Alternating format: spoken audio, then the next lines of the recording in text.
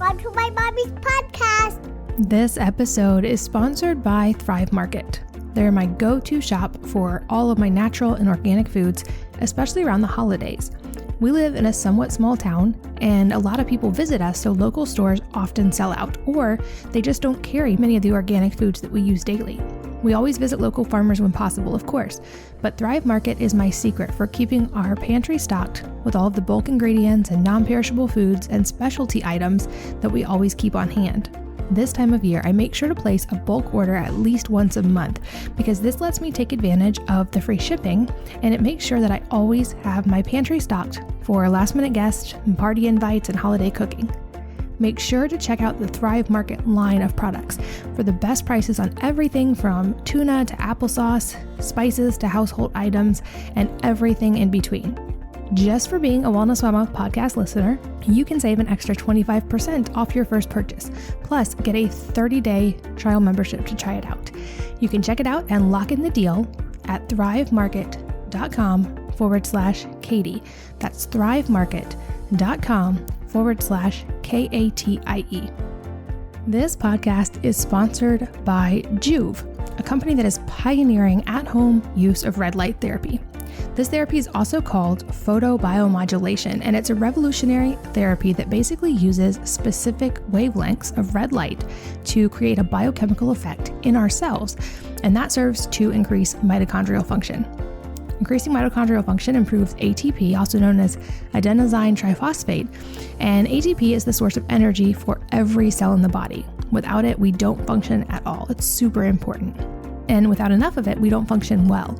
So for this reason, some of the documented benefits of red light therapy include improved skin and complexion, increased collagen production, muscle recovery, reduced joint pain and inflammation, reduction of wrinkles, which I love, better hair growth, and faster healing.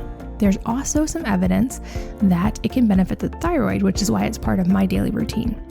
And you can learn more about red light therapy and get a free gift with any purchase by going to juve.com/wellnessmama and using the code wellnessmama. So one more time, that's Juve, JOOV.com/wellnessmama, and use the code wellnessmama, all one word and all lowercase.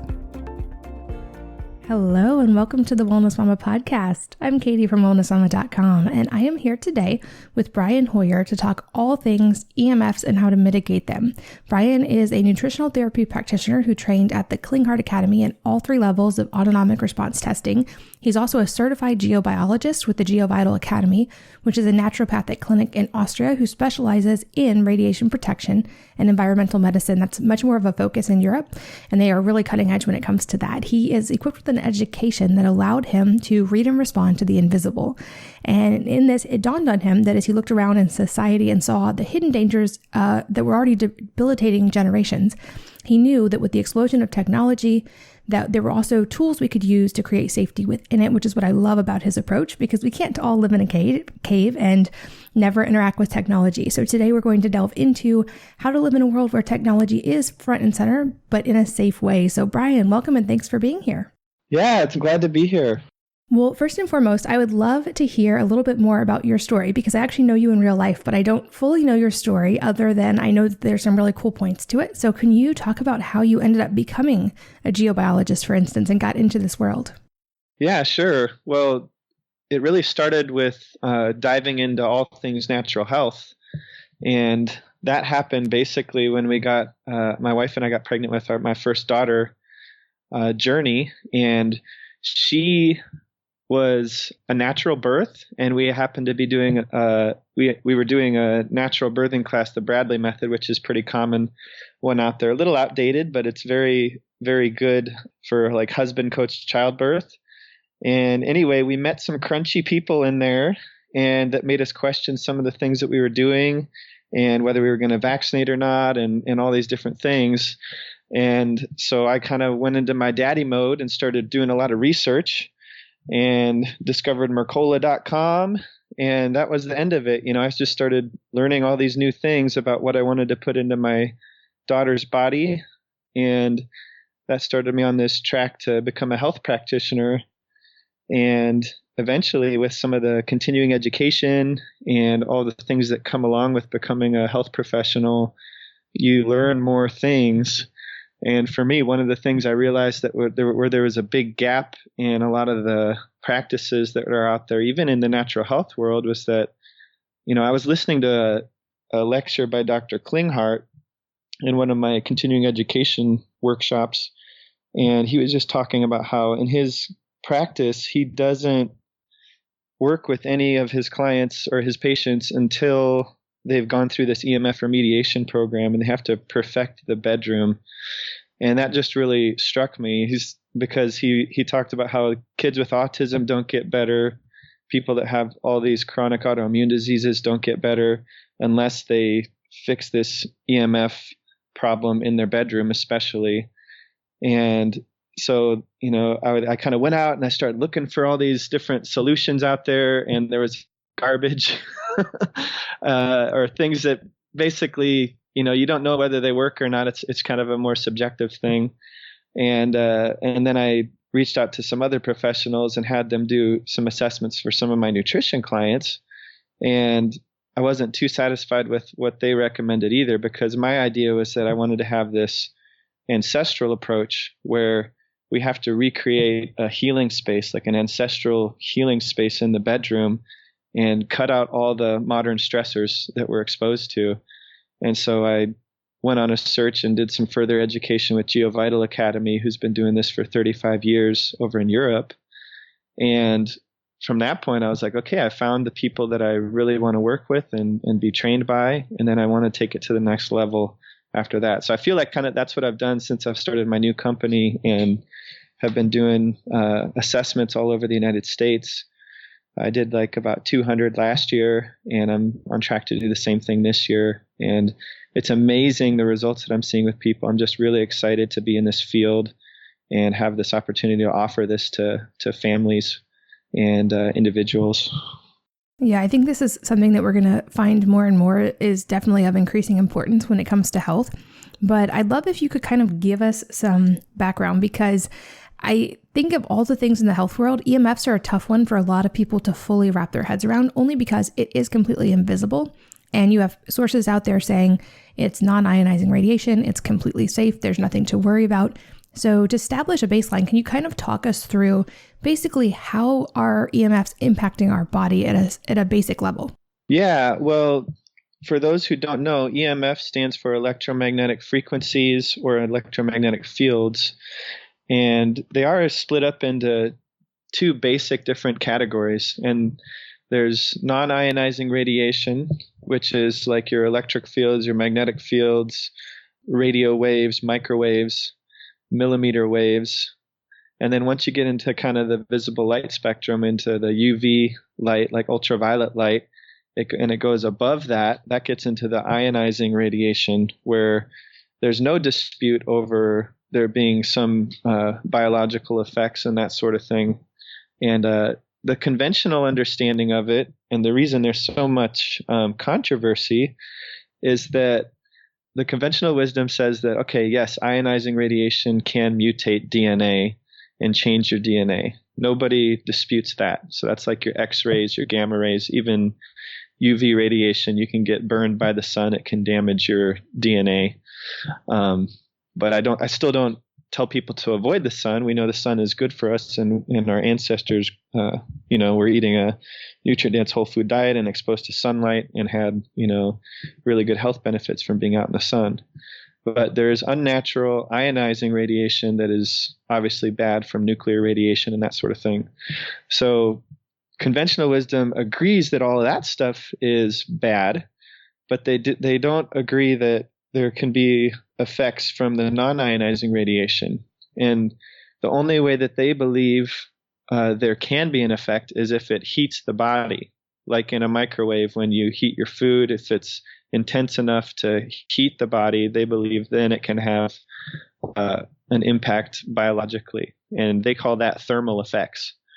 So, but what many studies, thousands and thousands of studies, even our own government has studied this and shown this, is that, many studies show that there are non-thermal non-ionizing radiation effects on the body. And one way that this happens is by these channels in our cells called voltage-gated calcium ion channels. And the guy who really proved that there are biological negative effects of these electromagnetic frequencies is Dr. Martin Pall. He's out of Washington State University, and he's a professor out there. And he showed that you put people on voltage-gated calcium or calcium channel blockers, and you can actually block the negative effects of these different electromagnetic frequencies and their impact on the body. And he had one group that was exposed and had the channel blockers, and one group that was exposed to the same and didn't have them. And the group that didn't have the channel blockers showed that they had much more oxidative stress and damage from this. And you can look it up. You can look up the study. It's a published peer-reviewed study, and it's called like voltage-gated calcium channels. Look up Dr. Martin Pall, Pall, and you can find that study, and you can see all the different effects that they have. But that's one way. But the way I like to explain it to people is that if you just think about the way that even electricity impacts the body, how do we restart a heart? We use voltage to do that, and that contracts the muscle. And then if you think about any time that you have electrodes on the body, you can stimulate involuntary muscle contraction with voltage. So in today's world, we basically surround our bedroom with voltage on all the walls, with the wires going through the walls, up through the ceiling and through the floor many times, if you have an upstairs room in your house. And you have this constant body voltage that you can measure on the body, and that's stimulating muscle contraction, causing this cortisol response. And when your cortisol goes up, your melatonin goes down.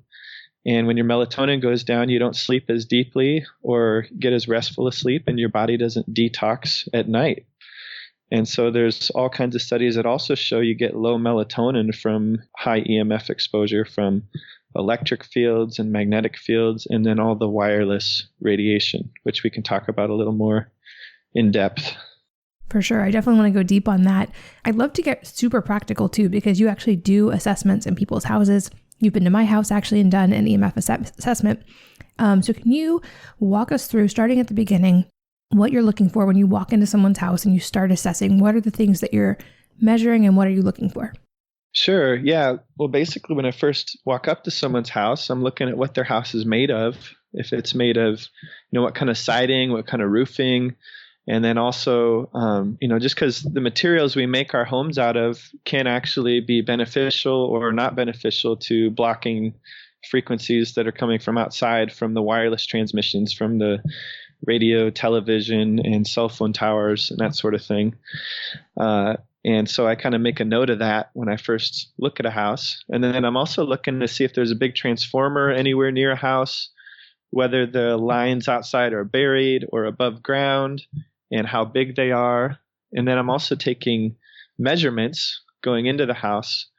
And probably the number one thing for like when someone's buying a house or where the house is located, where, you might want to think about moving, is if there's a field coming from outside the house to the inside of the house that you can't control.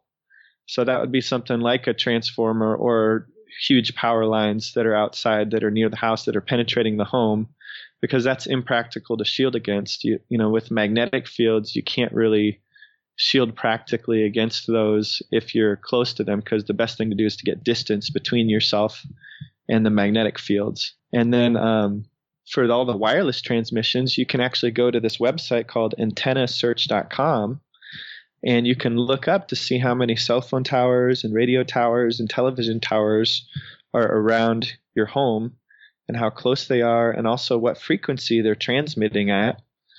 And that way you can kind of get a better idea of what kind of shielding you can put in place to mitigate that. But yeah, there's basically 3 different types of things I'm testing for when I go into a house. I'm testing for the magnetic fields, and those are just anything with a motor running or has current going through the wire with the electrical lines that are high powered. And then also sometimes if you go into your basement and you check to see if you have metal pipes in your home, and then also look right where the water comes in, where you can shut the water main off. There's a wire. If there's a wire that's attached to that pipe, it's very likely that wire is going to your home's grounding system, and the rest of your neighborhood is the same way. And what that means is that all those pipes are very likely to be energized, and they may be producing a magnetic field wherever those pipes are going in the house. So that's another thing that I test for when I go into people's homes. So we talked about magnetic fields. Then you also have the electric fields, and this is a different type of measurement. You measure that with voltage. With magnetic fields, you're measuring in milligauss or nanotesla. Real quick, I just kind of want to pause here and say that a lot of people need to what most people need to understand when I go into someone's home is that if there's 3 different things that I'm measuring for, that means there's 3 different solutions for each thing that I'm measuring for, because the different types of fields behave differently. And so, the magnetic fields, like I said before, it's distance. With wireless, you can actually shield against the wireless radiation and create what they call a Faraday cage. And that's kind of what we do in the bedroom. And with electric fields, if you put a grounded barrier between you and the electric fields, it's just like you're out in nature. You're no longer exposed to the electricity anymore. And so it's not contracting your muscles or causing a stress response any longer. So I'm checking for those 3 things. I'm going through the house, finding all the wireless transmissions as well, and then checking the bedrooms especially, because that's where I really like to focus in on. That's where we see the most results, is if we can just perfect the bedroom. Then people, we've seen in clinical experience that people have been able to handle more of this EMF stress during the daytime. Yeah, absolutely. I think that's a big key, and at least in my research as well, was finding that if all you do is mitigate at night, like certainly there's a lot more you can and should do, but if you just start there, it actually makes a bigger difference than just if you sleep a third of your life. It makes a bigger difference than just that, because our cells, from my understanding, are more susceptible to that damage at night, and we have to be more careful, correct? Yeah, exactly. I tell people it's kind of like at night your shields are down. You're supposed to be in this nice restful parasympathetic state. And that's, when your body is rested and your guard's down, that's when it feels safe enough to do the repair work and the detoxification work, because detoxification is a parasympathetic rest and digest process. And so if you're surrounded by all these stressors and you're not getting into that parasympathetic state, then your body can never truly go into that deep, restful healing state that it needs to go in at nighttime. And nighttime is when your brain actually shrinks by like 40%, like all the cells shrink by 40% and creates all this space inside of your brain. Then the melatonin floods the brain and actually flushes out and takes, melatonin is a very potent antioxidant, probably the most potent antioxidant in the human body. And its job at nighttime is to, yes, act as a sleep hormone, but it's also, because it's this potent antioxidant, it's flooding the brain with all this antioxidant material, components that it has in it. And it's basically binding all these free radicals and this oxidative stress, and then flushing it out the cerebral spinal fluid through this newly discovered thing. Like, I think it was back in the University of Rochester, like 5 or 6 years ago, they discovered that the brain has a detox pump called the lymphatic system. And it basically flushes all the oxidative stress out the back of your head into the circulatory system for your liver and kidneys to process. And then there's also, at nighttime, your body's also detoxing all the other organs through the lymphatic system. And that's been shown by the work of Dr. Satya Pandan. And it correlates very similarly with the old Chinese clock that's very well known in Chinese medicine. So yeah, nighttime is very, very important. And that's when I see the best results with people. And I can tell you lots of stories on some of those results too.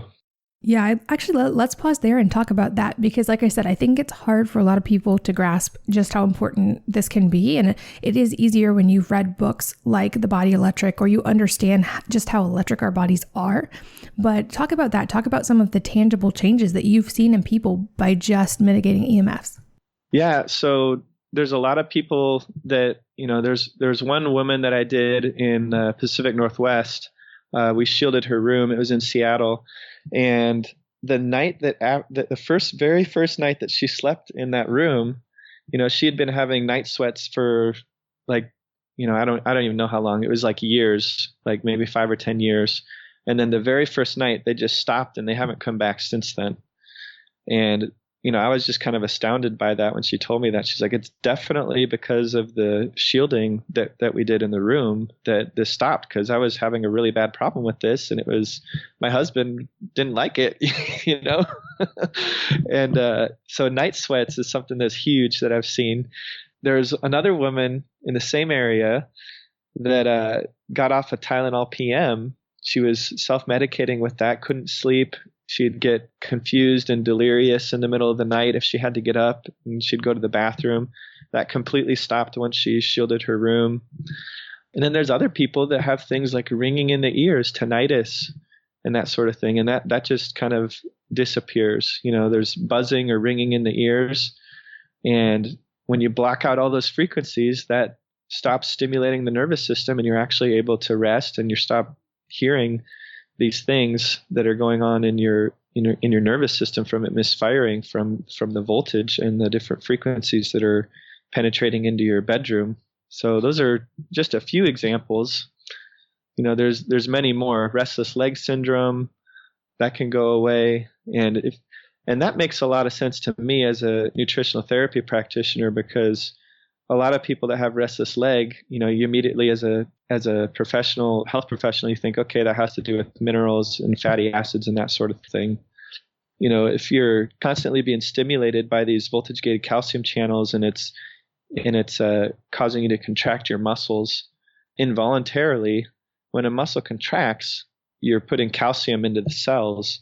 But when you do that, you're also depleting your magnesium stores. And so a lot of people with restless leg syndrome have problems with low magnesium or an imbalance of different minerals. And these voltage gated ion channels, not just calcium, there's also potassium channels and sodium channels. They can be stimulated, and it depletes you of these minerals constantly all night long while you're sleeping. Yeah, absolutely. And I think that's the easiest way that I think of it, is just that basically, even though we can't see them and we may not actively feel them, EMFs are essentially low-level stress that our body has to deal with all the time. And we can comprehend more easily, like if we felt stressed or we had a lot of stressors in our life all the time with no break, how much of an impact that would have on our health. And we know the research there, but making that connection mentally, I feel like really helps understand just how important EMFs are. And I'd also love if you could talk a little bit about how important this is, especially with children, and the differences between children's bodies and adult bodies when it comes to EMF exposure. Oh yeah, definitely. With my kids, I have 3 girls, and last summer we actually had built a shielded tiny house, one of those tiny house on wheels. And it was actually 2 summers ago. We were traveling across the country, and they slept great going all across the country. And then as soon as we moved out, we had to move the kids out of the tiny house because we needed to finish the inside of it, which we still haven't done, like a year later. But when we moved them out, they started having sleep problems again. My kids started grinding their teeth, and they wouldn't sleep as well. They would have to go to the bathroom in the middle of the night, that sort of thing. I attributed it to getting out of the tiny house where we were actually shielded and protected from all these different frequencies. And kids, they're smaller, so they can be more affected by anything, really. They have a smaller body, and their skulls are thinner. And so the different types of EMF can actually penetrate deeper into their bodies. But also, especially kids that are at the stage of where they're like at a slow growth stage, where their brain development, their brain's developing, or infants where they have this brain development that's going on. These frequencies have been shown to cause a permeable blood-brain barrier in some studies. There's one study by Dr. Alan Frey that shows that, where he has these rats that he tests and exposes them to radio frequency radiation, which is wireless radiation, just like your Wi-Fi router or your cordless phone, that sort of thing. And one group of rats was injected, they injected both with this dye. One group was exposed to this wireless frequency, the other wasn't. The one that was exposed to the frequency, within 5 seconds, their blood-brain barrier fluoresced, as well as with the rest of the circulatory system. But for the other group, everything except the brain fluoresced, and so those blood-brain barriers were intact. And so you think about that in relationship to the trends we're seeing with childhood diseases and things like that. Many people are concerned about the vaccines and their link to autism and that sort of thing. And I don't want to take a stand on that right now, but I think that it stands to have some more research when you think about, okay, if there are some adjuvants in these vaccines, or there's a metal load in the body, whether it's aluminum or thimerosal mercury, whatever, if the blood-brain barrier is intact, then some kids won't be affected as much as the kids who don't have that intact blood-brain barrier, because these barriers are very important to keep toxins out of organs that are vital to our health, our brains, our guts. The body does everything it can to keep toxins and chemicals out of our bloodstream and out of our brain and our different organs. But the thing that's so damaging about this EMF is that it's targeting the barriers that are supposed to prevent us from being exposed to these toxins when we happen to have them injected into us, or we consume them through our mouths. But if those barriers are not intact, then those sensitive organs are then exposed to this, and it can cause damage. So with kids, it's especially important when they're building up their good gut flora, when they're infants, and then also when they're in the womb, when you're pregnant. And that's a really interesting thing too, because the placental barrier is another type of barrier that these EMFs attack. There's one thing that Dr. Klinghardt talks about, is that he had an in-house study in his clinic where he had, I think it was like 10 of his patients, and he had that of the kids that had autism, and he went back, and then 10 that didn't. And he went back and studied the kids that had autism, like the place where the mother slept while she was pregnant with that child. And for the kids that had autism, it was 10 to 20 times more electromagnetic frequencies than the location of the children that didn't have autism. And it was consistent. So he believes that he can predict with nearly 100% accuracy whether a child's going to have autism or not, based on measuring the place where the mother slept when she was pregnant with the child. And so, yes, kids are definitely more impacted by this, whether they're born or unborn, they're impacted. And so, I think it's vitally important, especially for our children, at least protect your kids' bedrooms and get that environment very, very healthy for them. Yeah, absolutely. And I'm curious, because you've done so many home assessments and seen all kinds of different configurations and levels. What do you see as the most common major offenders in most homes? As far as things that people can control, I would say, a lot of people don't realize that their Apple TVs are giving off a Wi-Fi signal that's just as strong or stronger than your Wi-Fi router. So there's that. There's all the wireless things that are in the home that you might not be aware of. So there's your Wi-Fi router. And with the Wi-Fi router, a lot of us can remember a time when we didn't have Wi-Fi and we had everything plugged in. So basically, in order to perfect your house, your internal environment, part of that equation is to go back to that and start wiring your house. Use the old Ethernet cables, the Cat7 cables. And then also, if you don't have that, or you don't have it wired, or you think that'd be a pain, there's this device you can get with your to adapt your coaxial cable. A lot of bedrooms have little like the coaxial cable in the room, and you can just connect this little adapter to that to an Ethernet, and then you can have your internet connection for your TV or your computer or whatever.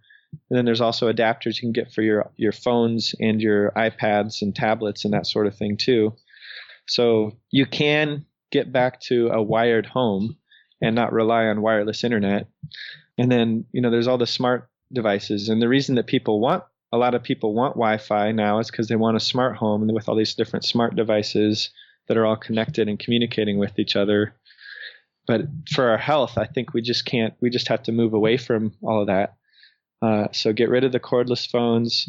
Make sure you don't have all your appliances don't have anything smart on them. And if they do, then try to disable it, go into the settings and see if there's any Wi-Fi settings, or call the manufacturer and make sure there's nothing that's emitting.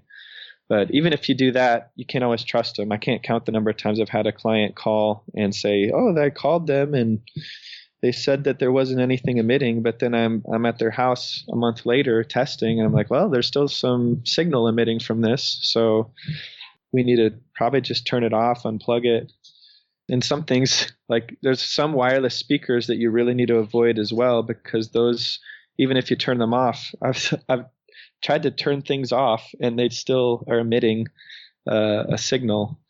So that's kind of a common one too. Let's see, as far as other wireless, probably printers. Many of us have printers. We use them very seldomly, but we keep them on, and most of them are enabled with Wi-Fi. So if you can turn that off, that would be good. About every single home that I do an assessment on, we have an electric field issue, just by the nature of being surrounded by the electrical wires in the wall. So there's solutions for that too, but that's just a given. But something you can do in the meantime to lower your body voltage is to just keep everything unplugged in the house, and that can help. And then with the magnetic fields, we just try not to keep fans right next to our heads, and a lot of alarm clocks that I see out there actually have a large magnetic field, and they'll be really close to the bed. And then if you can get people to stop charging their phones in the wall and keep their phone on airplane mode at night, all of these things help to as a starting point. And I always say starting point because these are things that you can control in your own house. But about 90% of the homes that I test, you have the bulk of the radiation is actually coming from outside the house, which is something that most people in my profession don't realize. They think that 90% of the stuff is coming from inside your house. And it's just something where I've measured it. I have a tool that you actually measure the body as an antenna for the wireless radiation transmissions. And it tells a whole different story than what people in the United States have been saying for 15, 20 years. Yeah, I think it's going to be, like I said, a growing thing and a growing awareness, hopefully. This episode is sponsored by Thrive Market. They're my go-to shop for all of my natural and organic foods, especially around the holidays. We live in a somewhat small town, and a lot of people visit us, so local stores often sell out, or they just don't carry many of the organic foods that we use daily. We always visit local farmers when possible, of course, but Thrive Market is my secret for keeping our pantry stocked with all of the bulk ingredients and non-perishable foods and specialty items that we always keep on hand. This time of year, I make sure to place a bulk order at least once a month because this lets me take advantage of the free shipping, and it makes sure that I always have my pantry stocked for last-minute guests and party invites and holiday cooking. Make sure to check out the Thrive Market line of products for the best prices on everything from tuna to applesauce, spices to household items, and everything in between.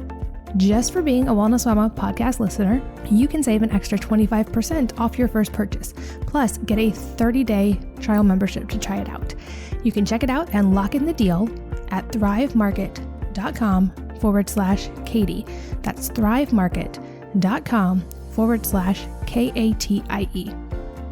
This podcast is sponsored by Juve, a company that is pioneering at-home use of red light therapy.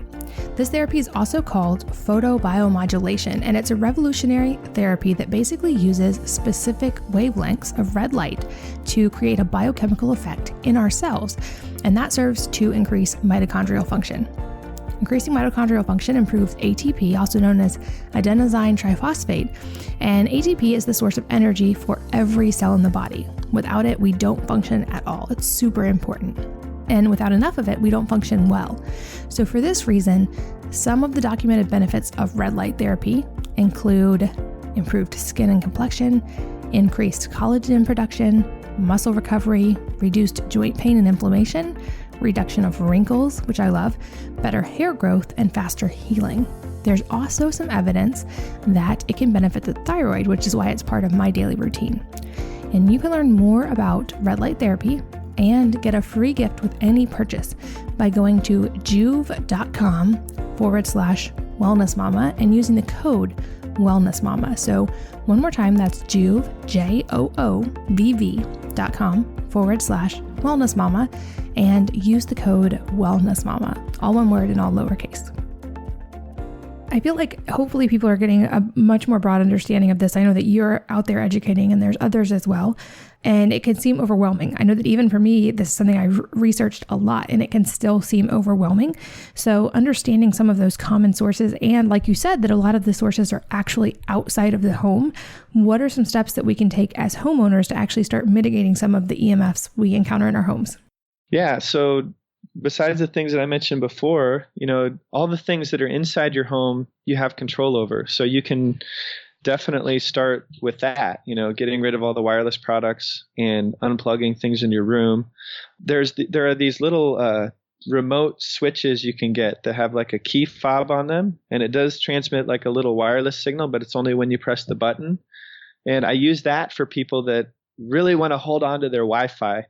And most of the homes that I go in, I have a lot of mothers call me, and they're concerned about their family, their children. And there's some dads that are concerned too, and they're gung ho and on board. But a big theme that I see is a lot of men having issue with getting rid of Wi-Fi and not wanting to budge on some of these things.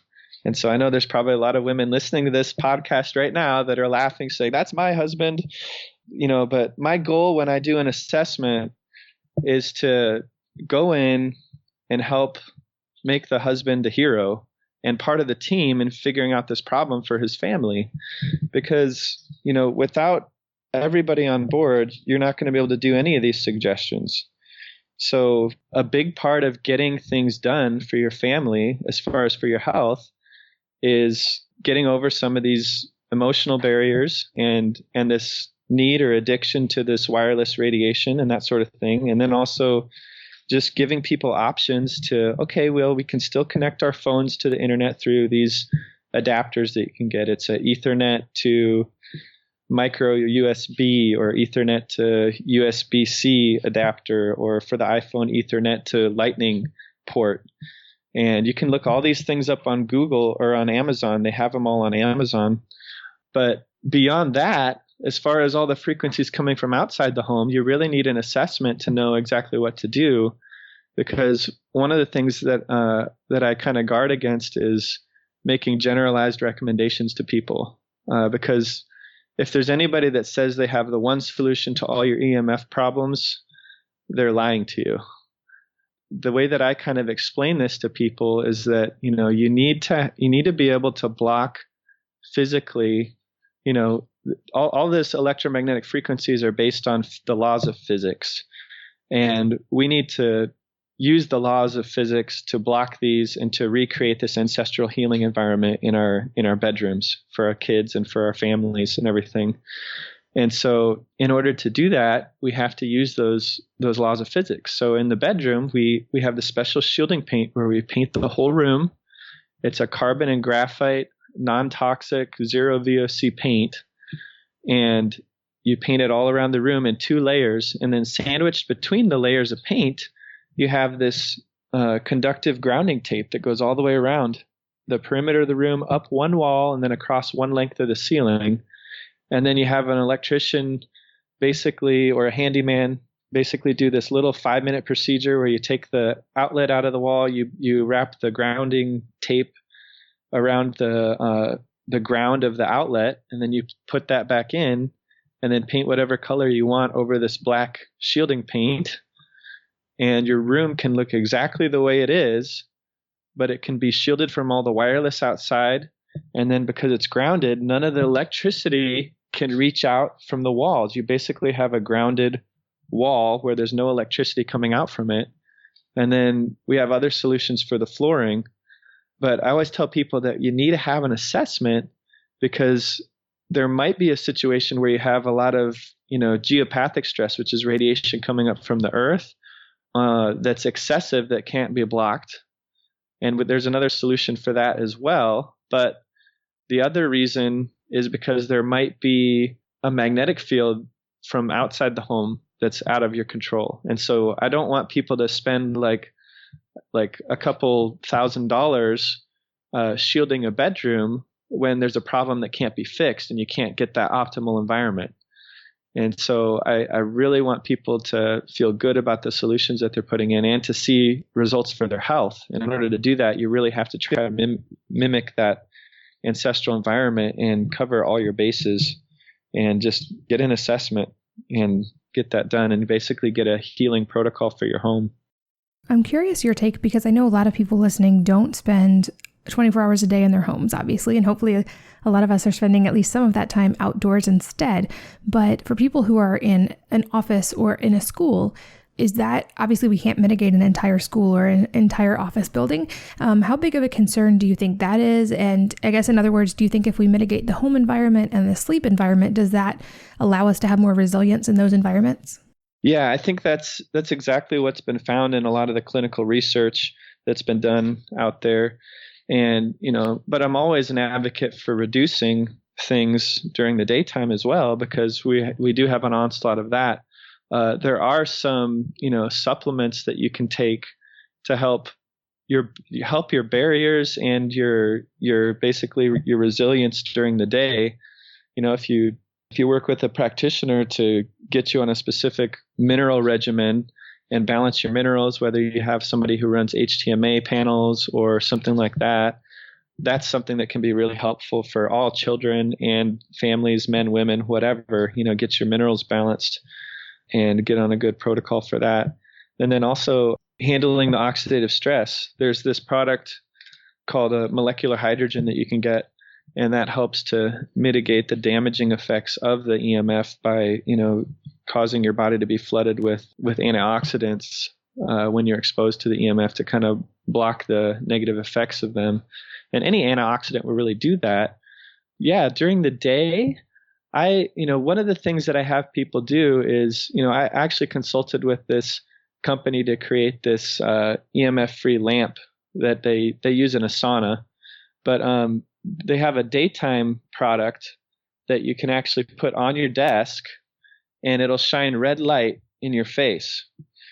And the red light therapy causes photobiomodulation, which will actually repair DNA damage. And DNA damage is exactly what these things are, what the different types of EMF are doing to the body. And so the product is perfectly shielded, and it also has a grounding port in it. And I have people use that to ground their desk, especially if they have a standing desk or some kind of metal on their desk. They can use that, and then it can go attach into grounding pads where you can ground your electronics. And anytime you use grounding equipment, you don't want to be in contact with the ground of the equipment. You want the equipment to be grounded, and that way it reduces the electric fields that are coming onto your body. A lot of people make the mistake with grounding equipment of actually standing on the grounded pad or the grounding sheet or whatever when you're surrounded by electricity. If you take that analogy to the extreme and you picture like a low-hanging live wire, like an electrical wire, like a high voltage wire, and you go up to that and you grab it when you're grounded, you get electrocuted. And so all of that current goes through your body to the ground. The same thing happens on a much lower level when you're on a grounding mat or a grounding sheet or a grounding pad and you're surrounded by electricity. You can test your body voltage. It goes down to zero, but you now have current going through your body, and all of the electric fields are attracted to the ground. So because they're attracted to the ground, it's better to use the grounding materials, the grounding products as a barrier, not something you actually touch until you've eliminated all of the electric fields around you and mimic nature. Then you can ground, and it can be a healthy thing, which is what we really try to do in the bedroom, is get your body voltage all the way down to as close to zero as possible. I like to see it below 10 millivolts or below 30 volts per meter on the Geovital meter that I use. and then bring in your grounding product that's grounded into a stake in the ground in a healthy location outside. Because there is some areas that have ground current outside, so you have to test where you put your stake to get it in the right spot. Got it. And I know another question I get a lot is what kind of meters to use and what you're measuring. And I know that obviously the best case scenario is to actually work with an expert like you, but since you can't be everywhere at once and we can't all work with you, are there any basic you can kind of give us for what meters might actually give you an accurate gauge of EMFs and what to look for? Yeah, it's kind of hard to give you one meter, especially that's it'd be ideal if there was one meter out there that could measure the three things pretty accurately. There is one that I believe does an okay job, and it's called the ENV RD-10, and it's a little handheld meter. I think it's about $170, but it measures three different types of EMF. It measures radio frequency, and it measures electric fields, and it measures magnetic fields. And I think for magnetic fields, it can give you a really good idea of what's going on in your house and what the sources are, and getting to move different objects away from you, or realizing if there's a fridge on the other side of a bedroom that's producing a magnetic field or something like that. So it's really good for magnetic fields. It's good for radio frequency for the wireless, finding the wireless inside the house, but the setting isn't nearly sensitive enough to detect the stuff that's coming in from outside. So it's the way that it's calibrated is something so that it can detect wireless transmissions from wireless and Bluetooth and different things inside the house. And then for the electric fields, with that meter, it's pretty accurate, but in order to be super accurate, you actually have to touch the bottom of the meter to ground in order to basically get an accurate reading. Because if you're in a high voltage environment and you're testing the difference between where the meter is and what you're testing, then it's not going to give you much of a difference, and it's going to actually kind of give you a false reading. So I'd say it's good if you want to start exploring things and start addressing some of these things. That's probably the best meter to get. If you want to measure a smart meter, it's probably not very good. You need to get more of the Cornet ED88T Plus. That one has a graph on it where you can definitely see a lot better what's going on with your smart meter and how often it's pinging and sending out a signal. The other thing I would recommend is a body voltage meter, which you can get at any hardware store. It's called a multimeter, and you have it set on the voltage setting and then plug it to the ground of your wall. Follow the instructions on how to do that. There's some videos on YouTube that show that. And then just take your body voltage in your bed and see what's going on and start unplugging things, experiment with that. And then if you can get all those different meters and measure these things, it's going to make your home assessment when you have a professional come in to finalize and perfect your sleeping situation. It's going to make it a lot easier for them to do that and, basically recreate that ancestral healing environment in your bedroom. Got it. So I cannot believe how fast time has flown, and I think we might end up with a lot of follow-up questions. We might want to have you on for a round 2 one day. But one question I love to ask toward the end that doesn't have to be related to EMFs or your area of expertise, but I'm curious if there is a book that has had a really big impact on your life that you would recommend to others. Yeah. So, I've read and listened to a lot of books. So it's hard to choose because I'm so interested in finding the truth in so many different topics, being a dad and a health practitioner. And it seems like every year I kind of get interested in a new field, but I've got a list of like 5 different books here. One that I really like just for general life is the old classic, How to Win Friends and Influence People. I think that's really good for just knowing how to interact with people and be nice and play nice with them. And I use that with the kids a lot. It helps a lot with them and helps with doing anything in life, with business or family, whatever. Another book that I highly recommend for health is one that from my NTP training called Signs and Symptoms from a Functional Perspective by Dick and Weatherby. Just has this questionnaire in there and all these answers to health questions and symptoms and things like that. I think that's like a really good book to kind of get an idea for what's going on with your kids, especially like when they give you different symptoms, different things that they're dealing with, and kind of finding the root cause of nutritionally what's going on with them. And then I guess as far as EMF and everything, I think that there's a lot of really good research out there on EMF. And one of the books that I really enjoyed reading was called Overpowered by Dr. Martin Blank. And that he just kind of goes through all this epidemiological evidence throughout the years of the damage that EMF causes. And he actually proves beyond a shadow of a doubt that it does cause, that non-ionizing, non-thermal radiation does cause DNA damage, actually. Those are all great recommendations. I will make sure those are linked in the show notes and that people can find them. And all of that is at wellnessmama.fm. But also, Brian, I know that people may be interested in learning more from you and staying in touch with you. Like I said, you were the one I trusted to do an EMF assessment of our home. So where can people find you online to learn more? Yeah, my business name is Shielded Healing. And so if you go to shieldedhealing.com, you can find me there. And then I also do a lot of stuff on Facebook. So if you go to facebook.com/shieldedhealing, I'm there as well. And you can find me there. Perfect. Well, Brian, thank you so much for the time. I think, like I said, I think EMFs are a topic of growing importance and something we all need to be aware of in today's world. And I really appreciate the work you're doing to help educate and raise awareness. So thank you so much. You're welcome. And thanks to all of you for listening. And I hope to see you again next time on the Wellness Mama podcast. If you're enjoying these interviews, would you please take 2 minutes to leave a rating or review on iTunes for me? Doing this helps more people to find the podcast, which means even more moms and families can benefit from the information. I really appreciate your time, and thanks as always for listening.